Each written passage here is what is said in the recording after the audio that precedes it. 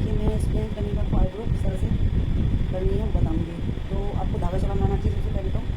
अगर धागा नहीं चलाना आना आता है तो सीखिए, मुझे कमेंट करिए, मैं बताऊँगी। ठीक है, तो क्या आपको आईब्रो करने के लिए क्या चाहिए? सीज़र, पाउडर और थ्रेड। ठीक है, ये 3 चीज़ें चाहिए हमें आईब्रो पे इस तरह से। तो मैं देखना है कि इस शेप की इनकी आईब्रो है और क्लाइंट से पूछना है कि आपको आईब्रो किस तरह की चाहिए, मोटी चाहिए, पतली चाहिए, मीडियम चाहिए, आर्च में चाहिए, राउंड चाहिए, कैसी चाहिए। ठीक है, सबसे पहले क्लाइंट का हमने पूछना, क्लाइंट को पूछते हैं कि किस तरह से चाहिए। तो सबसे पहले हमको देखना पड़ता है आईब्रो, क्योंकि ऐसा होता है कि आईब्रो फुल ग्रोथ में तो आप जैसे भी शेप देना चाहो दे सकते हो।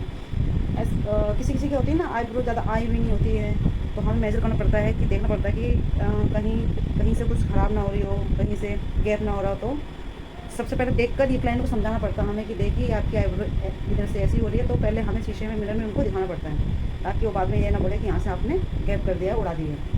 ठीक है, सबसे पहले धागा लेना है।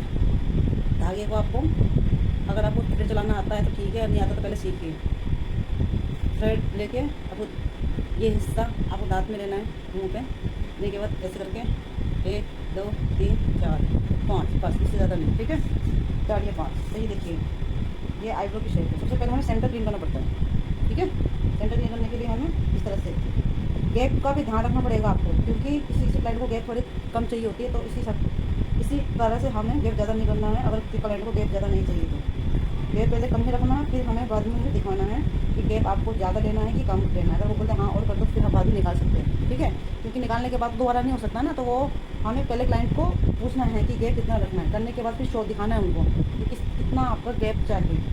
तो अगर वो बोलते हैं कि हाँ मुझे थोड़ा सा और गैप चाहिए, तो हम साइड से फिर दोनों साइडों से हम थोड़ा थोड़ा और निकाल देंगे। ठीक है, तो ये देखिए या हमें सबसे पहले हमें कहाँ से गाइडलाइन पड़ती है, यहाँ से फ्रंट से। तो ये देखिए आपको दिख रहा है। तो सबसे पहले ऐसे करके ये आपको ऐसे पास करते हैं, ये देखिए ये अब दिखेगा आपको। ये देखिए क्या करना है हमें, सबसे पहले यहाँ से गाइडलाइन लेनी है इस तरह से। लेने के बाद ऐसे थ्रेड को चलाना है, ये इस तरह से लेना है, फिर तो हमारी गाइडलाइन बन जाएगी। ठीक है, उसी गाइडलाइन को लेकर हमें बालों को निकालते हुए जाना है लास्ट तक लेके जाओगे तो ध्यान करना, क्योंकि हम ऐसे धागा लेते हैं ना तो पीछे के निकलने के चांस होते हैं। तो कोशिश करें कि धागा छोटा रखें, इसको ज़्यादा बड़ा ना करें स्टार्टिंग में। अगर आपको बनानी आ गई है, आप ट्रेंड हो, तो आपको आइडिया हो जाता है करते करते। ये देखिए इस तरह से, इस तरह से।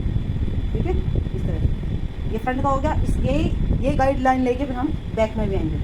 बैक में हमें फिर बैक में आते हैं तो हमें धागा कहाँ थोड़ा सा ऐसे ट्विस्ट करना है, ऐसे मोड़ना पड़ता है। ठीक है, इस तरह से मोड़ते समय भी हम धागा जब ऐसे चलाएंगे ना तो ज़्यादा ऊपर की साइड नहीं ले जाना है। ठीक है, देखना है कौन सी हमें निकालना है, वही निकालेंगे। ये इस तरह से आराम से करना है, कोई जल्दी नहीं करनी है, ऐसे करना है। करने के बाद फिर हम ऊपर की लेते हैं। ऊपर का अगर आपके यहाँ के हेयर उनके ज़्यादा लॉन्ग है तो पहले क्या करना है, कटिंग करना है। ठीक है, इस तरह से करना है आपको, इस तरह से बालों को करके आपको ऐसे स्ट्रेट कट करना है। कट करने के बाद फिर आपको यहीं से गाइडलाइन लेनी है आपको, इस तरह से।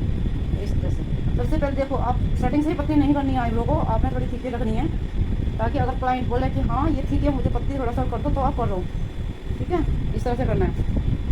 फ्रंट का तो ईजी होता है आईब्रो बनाना, हर किसी को ईजी लगता है। बैक का थोड़ा सा मुश्किल होता है। बैक का बताते किस तरह से करते हैं। बैक में क्या होता है ना, हम यहाँ पीछे मुड़ के करते हैं ऐसे करके, इस तरह से नहीं करना है, हमें थोड़ा साइड में आना है। ठीक है, साइड में आने से क्या होता है ना, हमें आईब्रो की शेप दिखती है। स्ट्रेच करवाना, स्ट्रेच भी आपको अच्छे तरीके से कराना। सबसे पहले क्लाइंट को बोलना पहले ऊपर का ऐसे स्ट्रेच करना है। ठीक है, स्ट्रेच ऊपर पहले स्ट्रेच करवाना है फिंगर से, फिर उसके बाद नीचे करवाना है, ताकि प्रॉपर आपको शेप नज़र आए।